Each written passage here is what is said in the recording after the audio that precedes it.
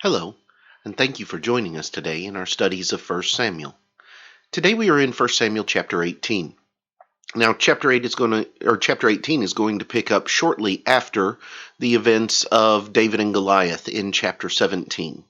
And Saul is very quickly going to change his attitude toward David based upon the circumstances that are going to come about in David's relationship with the people. And so let's see what it is that happens in chapter 18 in the relationship between Saul and David.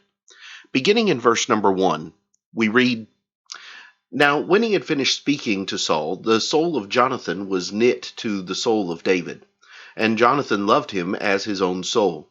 Saul took him that day and would not let him go home to his father's house any more. Then Jonathan and David made a covenant because he loved him as his own soul.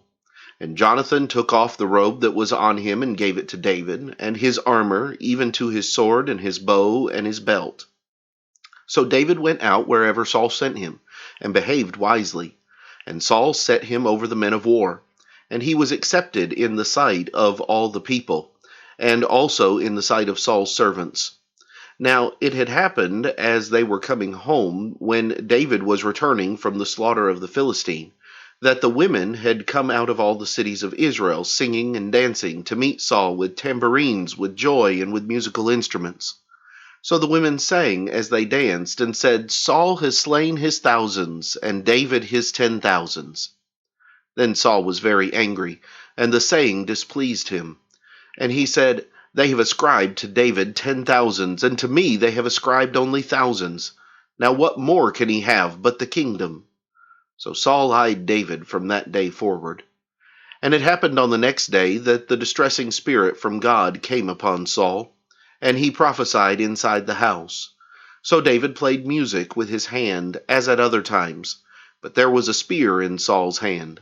And Saul cast the spear, for he said, 'I will pin David to the wall.' But David escaped his presence twice. Now Saul was afraid of David, because the Lord was with him, but had departed from Saul. Therefore Saul removed him from his presence, and made him his captain over 1,000. And he went out and came in before the people. And David behaved wisely in all his ways, and the Lord was with him. Therefore when Saul saw that he behaved very wisely, he was afraid of him.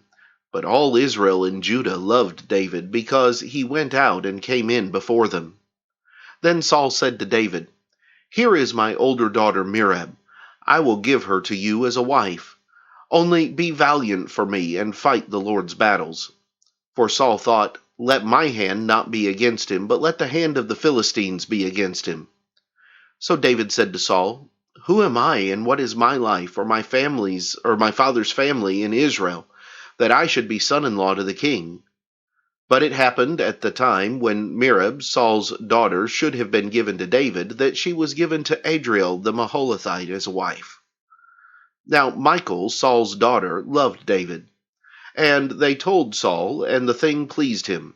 So Saul said, 'I will give her to him, that she may be a snare to him, and that the hand of the Philistines may be against him.' Therefore Saul said to David a second time, 'You shall be my son-in-law today.' And Saul commanded his servants, 'Communicate with David secretly, and say, Look, the king has delight in you, and all his servants love you. Now therefore become the king's son-in-law.' So Saul's servants spoke those words in the hearing of David. And David said, 'Does it seem to you a light thing to be a king's son-in-law, seeing I am a poor and lightly esteemed man?' And the servants of Saul told him, saying, 'In this manner David spoke.' Then Saul said, 'Thus you shall say to David, The king does not desire any dowry but 100 foreskins of the Philistines, to take vengeance on the king's enemies.' But Saul thought to make David fall by the hand of the Philistines. So when his servants told David these words, it pleased David well to become the king's son-in-law.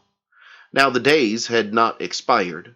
Therefore David arose and went, he and his men, and killed 200 men of the Philistines. And David brought their foreskins, and they gave them in full count to the king, that he might become the king's son-in-law. Then Saul gave him Michal his daughter as a wife. Thus Saul saw and knew that the Lord was with David, and that Michal, Saul's daughter, loved him. And Saul was still more afraid of David. So Saul became David's enemy continually. Then the princes of the Philistines went out to war, and so it was, whenever they went out, that David behaved more wisely than all the servants of Saul, so that his name became highly esteemed. David is going to rise in the affections and in the popularity among the people. And this is going to bring Saul to a place of fear when it comes to who David will become, because he knows that the Lord is with him. And he knows that he no longer has the Lord on his side. And so Saul is going to begin to try to bring about David's demise. And we're going to see the first aspect of it here in chapter 18. Tomorrow, Lord willing, we will come back and we will begin to examine some lessons from chapter 18. But until then, have a great day.